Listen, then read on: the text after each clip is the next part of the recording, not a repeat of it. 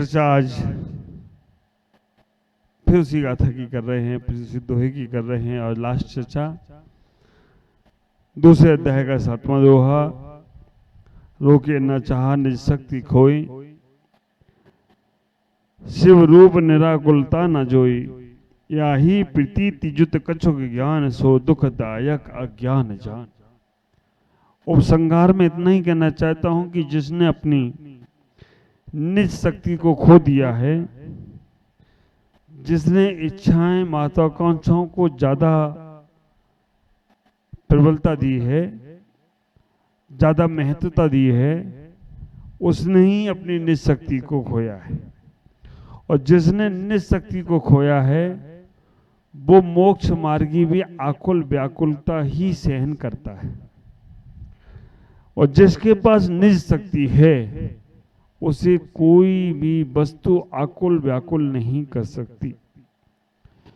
क्योंकि आज हम भौतिकता में सुनते हैं, अंबानी जैसे लोग करते हैं, कर लो दुनिया मुट्ठी में। जियो का फोन देकर उन्होंने सारे संसार को तुम्हारी मुट्ठी में दे दिया। और ये बात हमारे तीर्थंकरों ने, आदिनाथ ने, अनंत तीर्थंकर जो हुए, अनंत 24 हुए, अनंत काल से जब से केवली की निर्देशना खिल रही है तब से ये बात उन्होंने कही है, कर लो दुनिया अपने मुट्ठी में। जिसका मन बस में है उसके जीवन में पूरी दुनिया उसके बस में है। आप विचार करके रखना, हम साधु संत अपने आप पर अनुशासन करते हैं, अपने आप पर शासन करते हैं, तो दूसरे पर हमारा अनुशासन चलता है। जिसका निज पर शासन नहीं है वो पर अनुशासन नहीं बना सकता। जो निज को अपने बस में नहीं कर सकता, निज की इंद्रियों को बस में नहीं कर सकता, निज की इच्छाओं को बस में नहीं कर सकता, वो दूसरों को अपने बस में नहीं कर सकता। पहले निज पर शासन, फिर पर अनुशासन। और जिसका निज पर शासन है उसके जीवन में कभी संसार में भी आकुलता नहीं है। और जिसका निज पर शासन नहीं है, इंद्रियों पे शासन नहीं है, खाने पीने पर शासन नहीं है, बोलने चालने में शासन नहीं है, जिसका उठना बैठने पर शासन नहीं है, वो हमेशा आकुल व्याकुल रहेगा, निराकुल नहीं हो सकता। यही प्रतीति जुत कछुक ज्ञान, ऐसे ही प्रतीति मतलब विपरीत प्रतीति वो दुखदायक अज्ञान जान।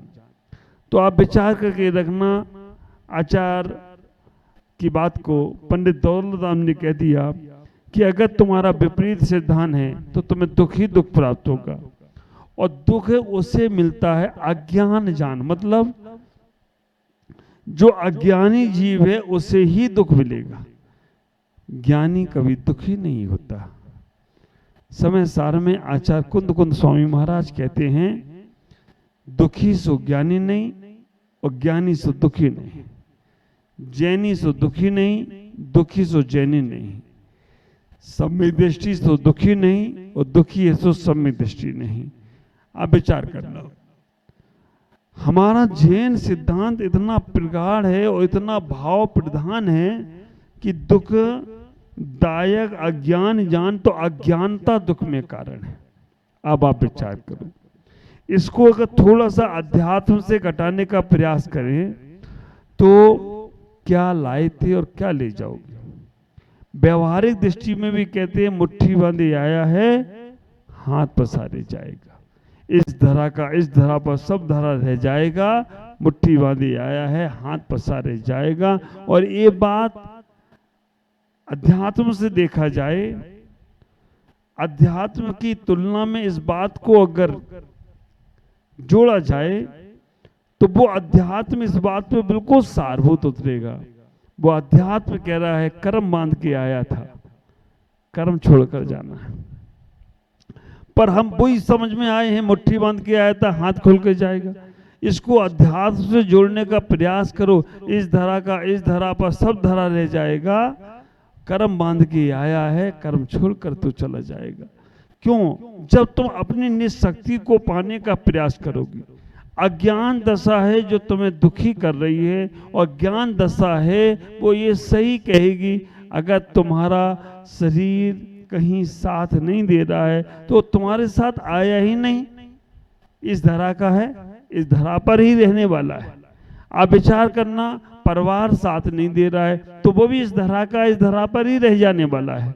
व्यापार साथ नहीं दे रहा है, व्यापार कौन सा तुम जन्म से लेके आए थे, इसी धरा का इसी धरा पर रह जाएगा।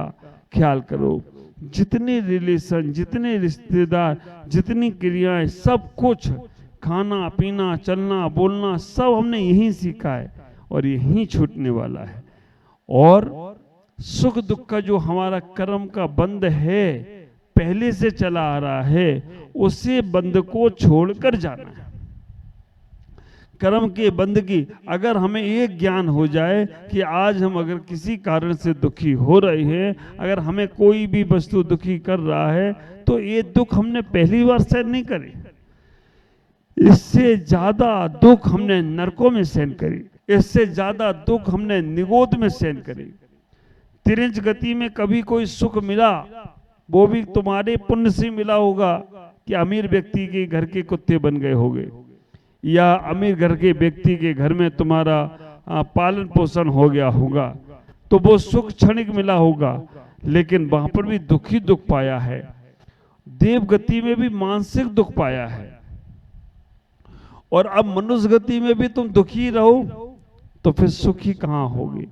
ख्याल करके रखो, मैंने ये बात सब पहले के प्रवचनों में कभी कही होगी, तन का दुख इतना ज्यादा खतरनाक नहीं है जितना मन का दुख खतरनाक है। तन का दुख है बीमारी, तन का दुख है कि बीमार हो गए, कष्ट आ गया, शरीर में पीड़ा आ गई, शरीर में दर्द हो गया, शरीर में कुछ हो गया, इलाज कराओगे ठीक हो जाएगा। लेकिन मन का दुख है कि राग द्वेष, जन्म मरण, मान सम्मान की चाह, ईर्षा, वैमनस्यता, दूसरे का दिखावा, ये सब मन का दुख है। और मन का दुख दूर नहीं होता, क्योंकि मन में जलता रहता है। देवता भी मन के कारण से दुखी रहते हैं। तो तन के दुख के लिए हम इतने ज्यादा दुखी नहीं होंगे, लेकिन मन से अगर हमारे अंदर से निकल जाए, हमें ऐसे ऐसे लोग मालूम है कि जो तन से इतने बीमार हैं कि खाने के लिए डॉक्टर ने बोल दिया दूध खाने के लिए दाल का पानी पियो, पैर नहीं अपाहिज है, हाथ नहीं लूले हैं, आंखें नहीं नेत्रहीन हैं, लेकिन मन से बीमार नहीं थे वो। रविंद्रनाथ, रविंद्र जैन, जिन्होंने आंखों से नहीं दिखता था, लेकिन जिन्होंने रामायण में पूरी रामायण पढ़ दी, रामायण के भजन गा दिए, रामायण में पूरा संगीत उन्हीं का था। तो हम इतना ही कहना चाहेंगे, तन का दुख और मन का दुख तो चलो मिट भी जाएगा, लेकिन आत्मा का दुख है मिथ्यात्व, उससे निकलने का तो सोचो। और मिथ्यात्व के कारण से ही आत्मा तुम्हारे जन्म मरण के चक्कर में पड़ी हुई है।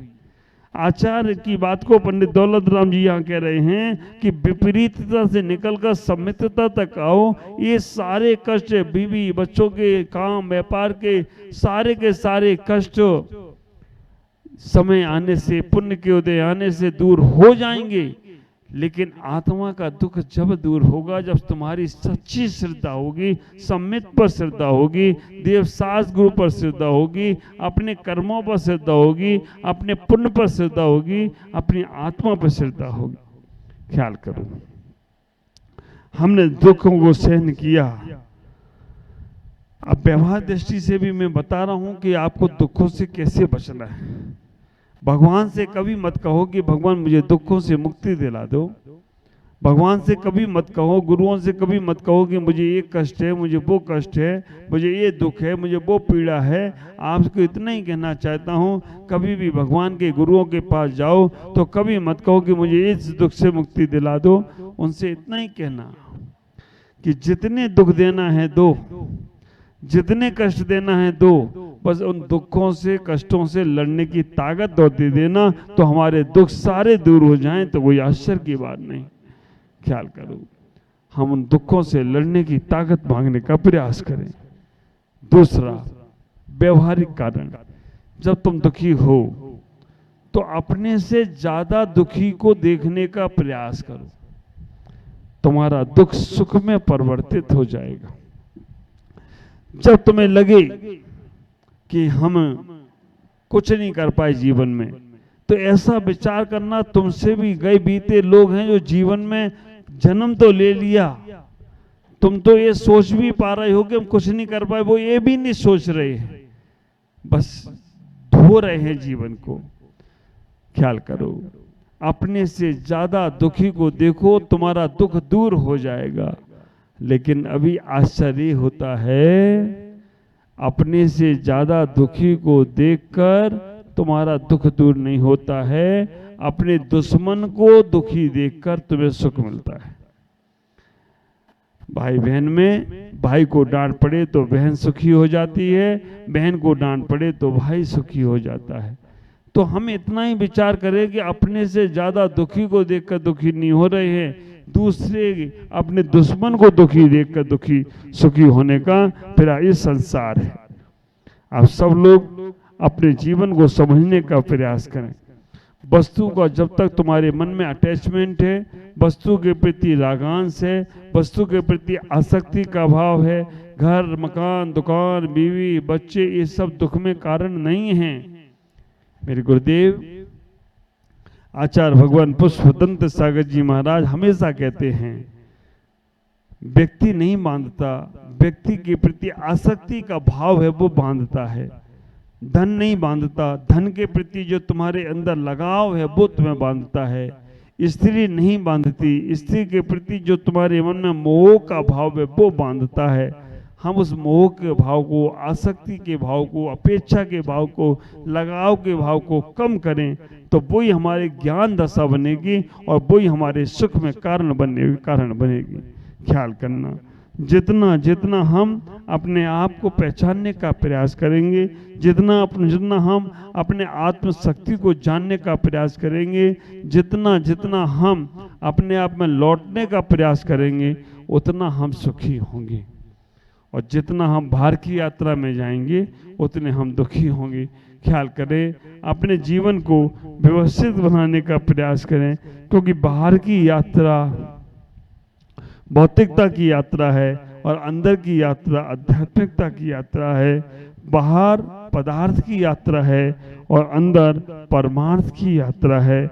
बाहर की यात्रा विज्ञान की यात्रा है और अंदर की यात्रा भेद विज्ञान की यात्रा है।